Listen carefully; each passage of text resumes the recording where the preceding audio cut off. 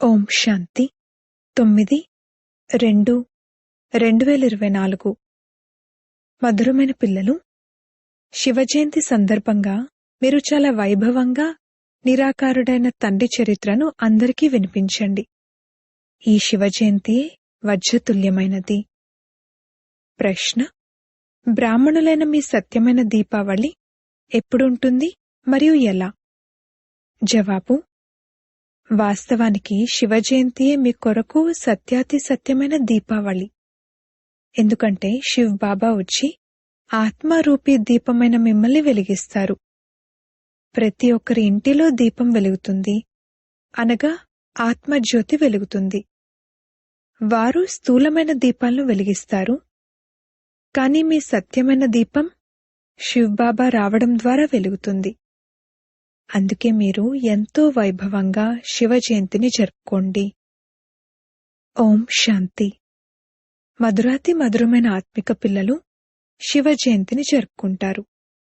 మరియు భారత్లోనైతే శివ జయంతిని తప్పకుండా జరుపుకుంటారు.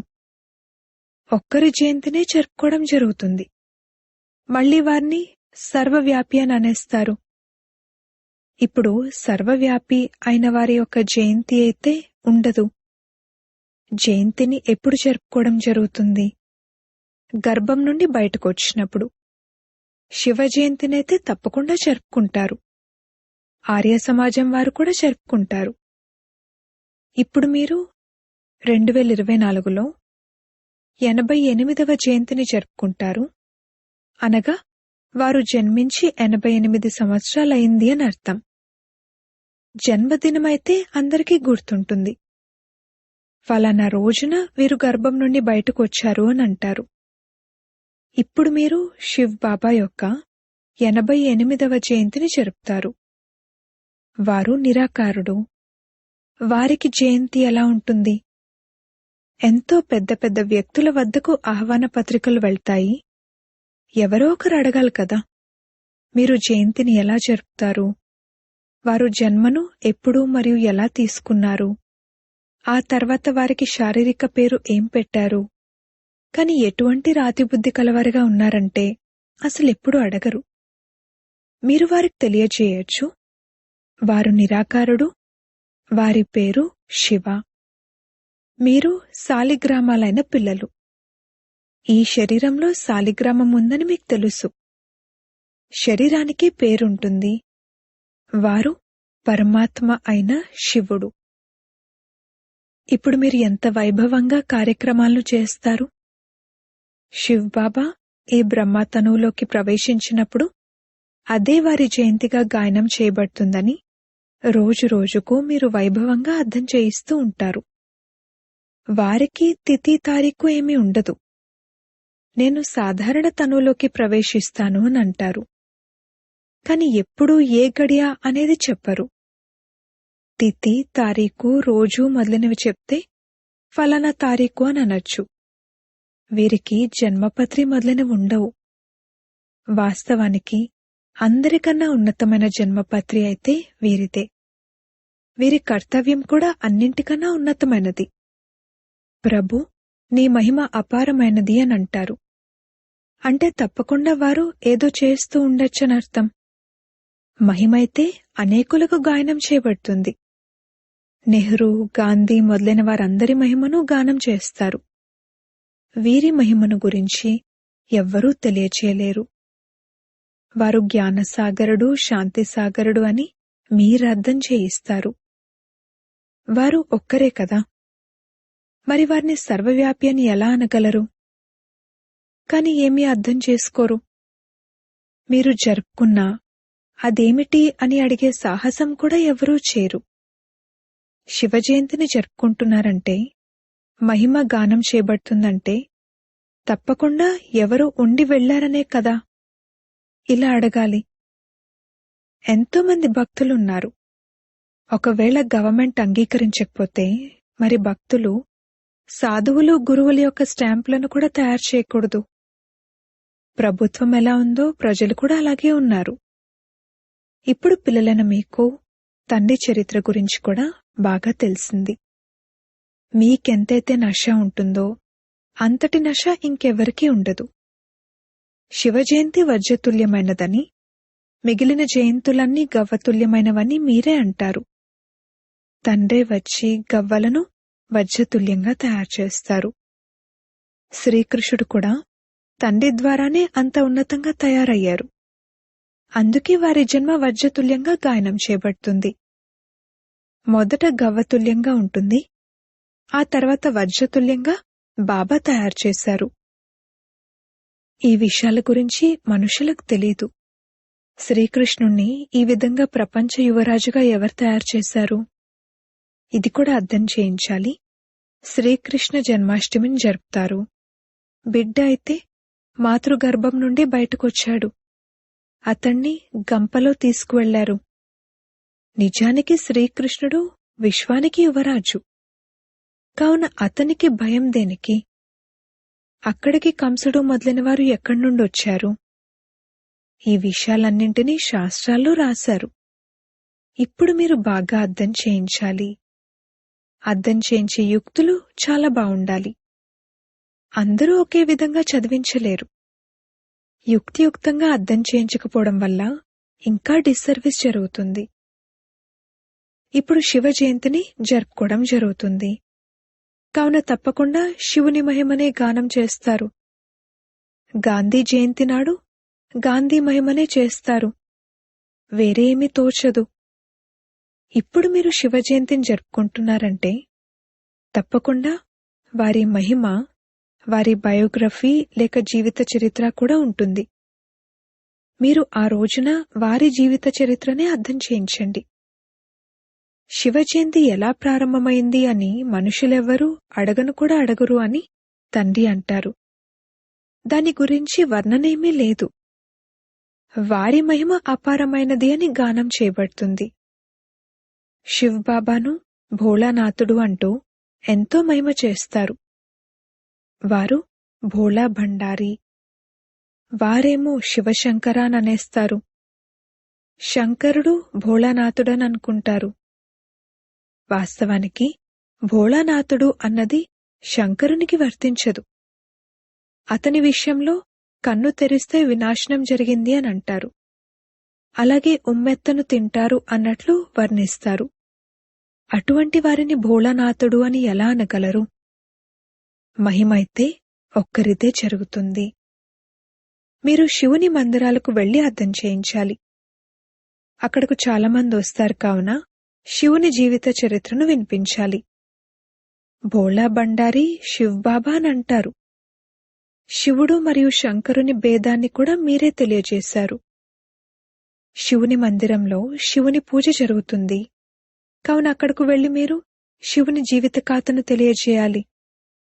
జీవిత ఖాత అన్న పదాన్ని విని శివుని జీవిత ఖాతను ఎలా వినిపిస్తారు అని కొందరు ఆశ్చర్యచకితులవుతారు. కావున మనుషులు ఇది అద్భుతమైన విషయమని భావించి ఎంతోమంది వస్తారు. మీరు ఇలా చెప్పండి, ఆహ్వానం అందుకుని ఎవరైతే వస్తారో వారికి మేము పరంపిత పరమాత్ముని జీవిత ఖాతను వినిపిస్తాము. గాంధీ మొదలైన వారి యొక్క జీవిత ఖాతలను కూడా వింటారు కదా. ఇప్పుడు మీరు శివుని మహిమను చేస్తారు. దాంతో మనుషుల బుద్ధి నుండి సర్వవ్యాపి విషయం ఎగిరిపోతుంది. ఒకరి మహిమ ఇంకొకరితో కలవదు. ఇక్కడ ఏదైతే మండపాన్ని తయారు చేస్తారో లేక ప్రదర్శనని తయారు చేస్తారో అదేమీ శివుని మందిరం కాదు. వాస్తవానికి సత్యాతి సత్యమైన శివుని మందిరం ఇదేనని ఇక్కడ రచయితే స్వయంగా కూర్చుని రచయిత మరియు రచనల ఆది మధ్యాంతాల రహస్యాన్ని అర్థం చేయిస్తారని మీకు తెలుసు. మీరు ఇలా రాయొచ్చు, రచయిత యొక్క జీవిత చరిత్రను మరియు రచన యొక్క ఆది మధ్యాంతాల రహస్యాన్ని మరియు చరిత్రను వినిపిస్తాము. హిందీలో మరియు ఇంగ్లీష్లో రాసి ఉండాలి. పెద్ద పెద్ద వారి వద్దకు వెళ్ళినప్పుడు ఆశ్చర్యపోతారు. పరంపిత పరమాత్ముని జీవిత చరిత్ర గురించి తెలియజేస్తున్న వీరసలెవరు? మీరు కేవలం రచన గురించి మాత్రమే చెప్తే వారనుకుంటారు ప్రళయం జరిగింది, ఆ తర్వాత మళ్లీ కొత్త రచనను రచించారు అని. కాని అలా కాదు. తండ్రి వచ్చి పతితులను పావనంగా తయారు చేస్తారని మీరు అర్థం చేయించాలి. అప్పుడు మనుషులు ఆశ్చర్యపోతారు. శివుని మందిరంలోకి కూడా ఎంతోమంది వస్తారు. హాల్ లేక మండపం పెద్దగా ఉండాలి. మీరు ప్రభాతయాత్ర చేసినా అందులో కూడా ఈ లక్ష్మీనారాయణల రాజ్యాన్ని ఎవరు స్థాపన చేశారు అన్నది వారికి అర్థం చేయించాలి. సర్వాత్మలకు తండ్రి అయిన నిరాకారుడైన శివబాబాయే వచ్చి రాజ్యోగాన్ని నేర్పిస్తారు. శివుని మందిరంలోకి వెళ్లి ఏ విధంగా సేవ చేయాలి అని విచారసాగర మంథనం చేయాలి. శివుని మందిరంలో ఉదయాన్నే పూజ చేస్తారు. గంటలు మొదలైనవి కూడా ఉదయమే మోగుతాయి. శివబాబా కూడా ప్రభాత వేళలోనే వస్తారు, అర్ధరాత్రి వస్తారు అని అనరు. ఆ సమయంలో మీరు జ్ఞానాన్ని కూడా వినిపించలేరు. ఎందుకంటే మనుషులు నిద్రిస్తూ ఉంటారు. రాత్రివేళలో కనీసం మనుషులకు ఖాళీ ఉంటుంది. దీపాలు మొదలైనవి కూడా వెలుగుతూ ఉంటాయి. లైట్లు కూడా బాగా ఉండాలి. శివబాబా వచ్చి ఆత్మలైన మిమ్మల్ని మేల్కొలుపుతారు. సత్యమైన దీపావళి ఇదే. అందరి ఇళ్లలోని దీపాలు వెలుగుతాయి, అనగా ఆత్మజ్యోతి వెలుగుతుంది. వారైతే ఇళ్లల్లో స్థూలమైన దీపాలను వెలిగిస్తారు. కాని వాస్తవానికి దీపావళి యొక్క అర్థం ఇదే. కొందరి దీపం ఏమాత్రమూ వెలగదు. మన దీపం ఎలా వెలుగుతుంది అనేది మీకు తెలుసు. ఎవరైనా మరణిస్తే అంధకారం ఏర్పడకూడదని దీపం వెలిగిస్తారు. కాని మొదట ఆత్మ దీపం వెలిగితేనే అంధకారం ఉండదు. లేదంటే మనుషులు ఘోర అంధకారంలోనే ఉంటారు. ఆత్మ అయితే క్షణంలో ఒక శరీరాన్ని వదిలి ఇంకొకటి తీసుకుంటుంది. ఇందులో అంధకారం మొదలైన వాటి విషయమేమీ లేదు. ఇది భక్తి మార్గపు ఆచారము. నూనె అయిపోతే దీపం ఆరిపోతుంది. అంధకారం యొక్క అర్థాన్ని కూడా ఏమీ అర్థం చేసుకోరు. పితృభోజనాలు మొదలైనవి తినిపించే అర్థాన్ని కూడా అర్థం చేసుకోరు. ఇంతకు ముందు ఆత్మలను పిలిచేవారు, ఏదో ఒకటి అడిగేవారు. ఇప్పుడది అంతగా నడవడం లేదు. ఇక్కడ కూడా వస్తారు.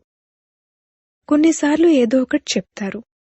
మీరు సుఖంగా ఉన్నారా అని అడిగితే హాజీ అంటారు. ఇక్కడి నుండి ఎవరైతే వెళ్తారో వారు తప్పకుండా మంచి ఇంట్లోనే జన్మ తీసుకుంటారు కదా. జన్మ తప్పకుండా అజ్ఞానుల ఇంటిలోనే తీసుకుంటారు. జ్ఞానుల ఇంటిలో జన్మ తీసుకోలేరు. ఎందుకంటే జ్ఞానులైన బ్రాహ్మణులు వికారాల్లోకి వెళ్లలేరు. వారు పవిత్రంగా ఉంటారు. అయితే మంచి సుఖమయమైన ఇంటిలోకి వెళ్లి జన్మ తీసుకుంటారు. ఎటువంటి అవస్థనో అటువంటి జన్మ అని వివేకం కూడా చెప్తుంది. అప్పుడు అక్కడ తమ ప్రభావాన్ని చూపిస్తారు. శరీరం చిన్నగా ఉన్న కారణంగా మాట్లాడలేరు. కాస్త పెద్దయిన తర్వాత జ్ఞాన ప్రభావాన్ని తప్పకుండా చూపిస్తారు. కొందరు శాస్త్రాల సంస్కారాలను తీసుకువెళ్తారు. కావున బాల్యంలోనే అందులో నిమగ్నమైపోతారు. ఇక్కడి నుండి కూడా జ్ఞానాన్ని తీసుకువెళ్తారు. కావున తప్పకుండా మహిమ వెలువడుతుంది. మీరు శివజయంతిని జరుపుకుంటారు. కాని వారు దాని అర్థాన్నేమీ అర్థం చేసుకోలేరు. ఒకవేళ వారు సర్వవ్యాపి అయినట్లయితే మరి జయంతిని ఎలా జరుపుతారు అని వారిని అడగాలి. ఇప్పుడు పిల్లలను మీరు చదువుకుంటున్నారు. వారు తండ్రి కూడా, శిక్షకుడు కూడా మరియు సద్గురు కూడా అని మీకు తెలుసు. బాబా అర్థం చేయించారు. సిక్కు ధర్మం వారు కూడా వారిని సత్శ్రీ అకాలని అంటారు. ఇప్పుడు వాస్తవానికి ఆత్మలందరూ అకాలమూర్తులే. కాని ఒక శరీరాన్ని వదిలి ఇంకొకటి తీసుకుంటారు. అందుకే జనన మరణాలు అని అంటారు. ఆత్మ అయితే అదే ఉంటుంది. ఆత్మ 84 జన్మలు తీసుకుంటుంది. కల్పం ఎప్పుడైతే పూర్తవుతుందో అప్పుడు వారు స్వయమే వచ్చి వారు ఎవరు, వారు ఏ విధంగా వీరిలోకి ప్రవేశిస్తారు అనేది తెలియజేస్తారు. తద్వారా మీరు మీ అంతటా మీరే అర్థం చేసుకుంటారు. మొదట అర్థం చేసుకునేవారు కాదు. అయితే పరమాత్మ ప్రవేశించడమైతే జరిగింది. కాని ఎలా ప్రవేశించారు, ఎప్పుడు ప్రవేశించారు అన్నదేమైనా అర్థం చేసుకునేవారా? రోజు రోజుకి మీ బుద్ధిలోకి విషయాలు వస్తూ ఉంటాయి. మీరు కొత్త కొత్త విషయాలను వింటూ ఉంటారు. ఇంతకు ముందేమైనా ఇద్దరు తండ్రుల రహస్యాన్ని అర్థం చేయించేవారా? ఇంతకు ముందు చిన్న పిల్లల వలె ఉండేవారు. ఇప్పుడు కూడా చాలామంది అంటారు, బాబా, మేం మీ 2 రోజుల పిల్లలము, లేక ఇన్ని రోజుల పిల్లలము అని. ఏదైతే జరుగుతుందో అదంతా కల్పకృతం వలె జరుగుతుందని అర్థం చేసుకుంటారు. ఇందులో ఎంతో జ్ఞానం ఉంది. ఇది అర్థం చేసుకోవడానికి కూడా సమయం పడుతుంది. జన్మ తీసుకుని మళ్ళీ మరణిస్తారు కూడా. 2 నెలలు 8 నెలలు వారిగా కూడా మరణిస్తారు. మీ వద్దకొస్తారు. ఏమంటారంటే, ఇది నిజమే, వారు మన తండ్రి, మనం వారి సంతానము. అవును అవును అని అంటారు. చాలా ప్రభావితులవుతున్నారు అని పిల్లలు రాస్తారు కూడా. మళ్ళీ బయటకు వెళ్లగానే సమాప్తం, మరణిస్తారు. మళ్ళీ అసలు రానే రాకపోతే ఏమవుతుంది? అయితే చివర్లో వచ్చి రిఫ్రెష్ అన్న అవుతారు, లేక ప్రజల్లోకైనా వస్తారు. ఈ విషయాలన్నింటినీ అర్థం చేయించాలి. మనం శివ జయంతిని ఎలా జరుపుకుంటాము, శివబాబా ఏ విధంగా సద్గతినిస్తారు, ఈ విషయాలన్నీ అర్థం చేయించాలి. శివబాబా స్వర్గమనే కానుకను తీసుకొస్తారు. నేను మీకు రాజయోగాన్ని నేర్పిస్తాను, విశ్వానికి యజమానులుగా తయారు చేస్తాను అని వారు స్వయమే అంటారు.